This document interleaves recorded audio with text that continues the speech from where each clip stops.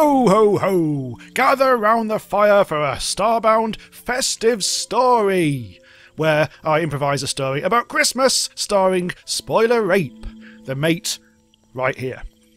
So I'm just going to sit here and do nothing. Yes, whilst we listen to the story of, let's say, how Spoiler Ape saved Christmas. That sounds nice and straightforward. Right, so let's get going with this tale of, well, not terror, festive cheer, and possibly terror. We'll see how it goes. So, one day, there was a small elf who lived not on a shelf, but up in a tree, because elves like trees, especially at Christmas, where the snow falls on the branches, and there's glimmering bits of shit falling off, because it is a shit tree. Only found on one planet in the entire solar system. That solar system is Turtlus 4, right next to the planet Turtlus 3, which is full of grapes. So, what happened then?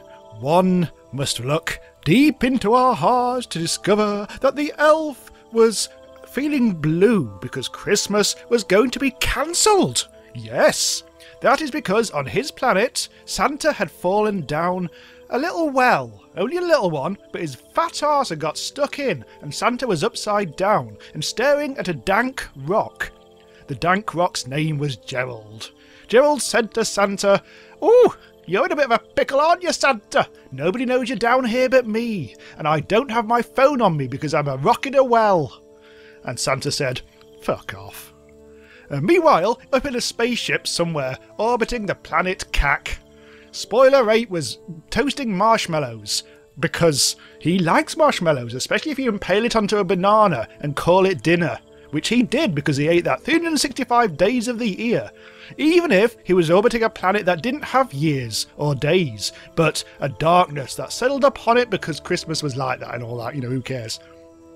Suddenly, Sail sprang into motion, inasmuch that a computer image can, and said, "Yeah, I've heard that your great pal, Barry the Bastard, has gone on holiday, and he wants you to house it." So Spoiler Ape gathered up all his possessions, including his fish, and his, some leaves, asphalt, mining railing, and rusty pipe. I haven't cleared this shit out for ages. Anyway, never mind about that. It was sunrise. Anyway, so Spoiler Ape beamed down and went to Barry the Bastard's house. Not this house, this is just this is the firehouse, or whatever. This is actually the banyan tree.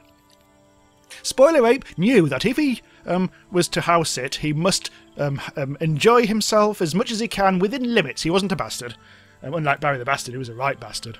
But Barry did leave instructions for him. Do not go into the third room on the right. You can go anywhere else, you can eat all the food, you can play with the swords on the wall. Actually, don't play with all the swords on the wall because that might kill someone, but apart from that, don't go into the room on the left, because that's a bit... because I'm not telling you why, but just don't go in there. So Spoiler Ape thought, alright, I'll go in there and have a look. Just shortcutting a lot of story, he thought. Why not?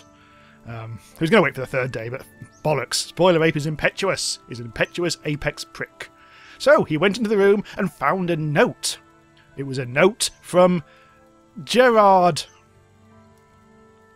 Gerard said, "Dear Barry, I have a cunning plan to kill Christmas because I know we bastards must stick together. What I'm going to do is find Santa, lure him into the woods with a promise of cake and also reindeer meat." Oh, actually, that's not good. But maybe Santa was a kinky bitch. Anyway, yes. So this is all in the letter. He doesn't write very good letters, this Gerard. So Gerard wrote, "Yeah, so I decided to push Santa down a well in the woods because why not? Because I don't like Christmas ever since I was 3 years old, when Rudolph ate my parents and then shat out my grandfather. It was terrible. They survived. It was all fine. It was just awkward. They didn't know what to talk about for the next few days when they were all sat around covered in reindeer bowel. It was an unpleasant time, and they had to air the house using Febreze and also fire. So anyway, Spoiler Ape was aghast at this appalling note, this revelation that was locked in this room. And Barry really should have... Well, actually, it wasn't even locked, was it? Spoiler Ape just walked straight in. It was almost as if Barry was asking for it, like he asked for that blowy that Christmas Eve once. But we don't talk about that, said Jeff, who happened to be passing by. And this is all in the note. Jeff was passing by in the note. He was a bit of paper. It was inexplicable, frankly. Anyway, Spoiler Ape said, "Oh dear, what's going to happen here? Santa is now stuck down a well on a planet that I don't even know where it is," because they didn't actually put that in the note. He put everything else in the note, but he didn't put that, did he? No. So, Spoiler Ape decided to call on his oldest friend. Spoiler Ape 2. Oh no. That's really bad. Spoiler Ape 2 ignored him. And so it says... So instead, Spoiler Ape decided to call on a different friend. Gary the... inexplicably badly named. "Hello, Gary," said Spoiler Ape. "Do you know where there's a well on a planet somewhere?" And Gary said, "Yes, the planet of the wells." Orson Welles. So they went to the planet Orson Welles and they looked for a well, but could they find the well? Could they fuck? Because the well was well hidden. It was a well-hidden well. Well. To cut a long story short, they found it. Spoiler Ape peered down the well. All he could see was a big red bum. "Santa, is that you?" "Ho ho, of course it bloody is. I'm stuck down this well with a rock, whose name I temporarily have forgotten." It kind of echoed. I could put some reverb on there, but I'll forget.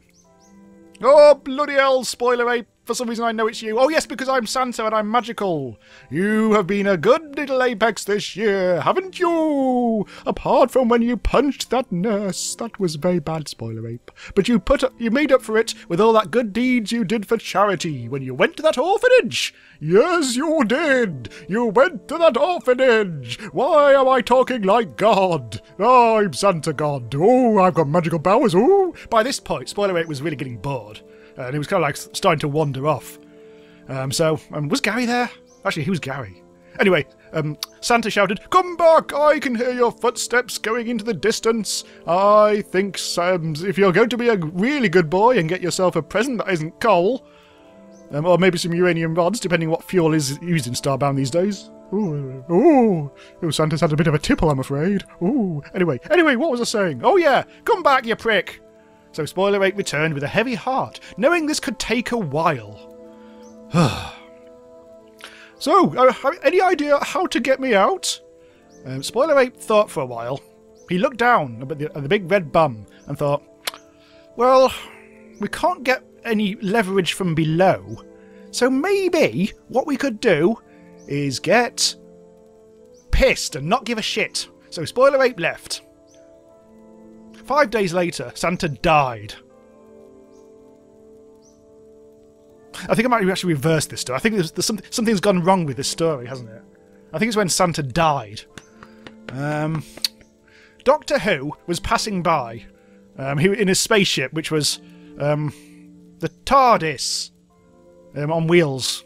They ran out of fuel and they had to push it with wheels. So it was actually just trundling by in the woods. It was incredibly convenient. Doctor Who, whose name is actually just the Doctor, but he occasionally likes to call himself Doctor Who when he's drunk. Everyone's drunk in this story. And Doctor Who saw that Santa was in a well and Spoiler Ape had pissed off. So he thought, well, what can we do about this? And then used a magical time device and Santa was fine again. Oh yes, the whole dead thing, yeah. So Santa, for some reason, Doctor Who did not actually get him out of the well. He just revived him with some energy. So this was actually a regeneration Santa. And Santa looked very different now. Santa actually looked like Pete Best. Santa Pete Best said, "Right, I'm bloody finished with this bloody lark. I'm gonna privatise Santaage. And I'm going to actually give it to, like, a company called Rurillion. They've got a big blue swirly logo and everything, and they're going to have to deliver the bloody presents." And so Christmas was privatised. And from then on, everyone got their presents on the 6th and 7th of January, and some of the times the presents got thrown in a skip because they didn't give a shit. The boss got paid billions of pounds, and it was terrible scenes. Hooray for capitalism. The end.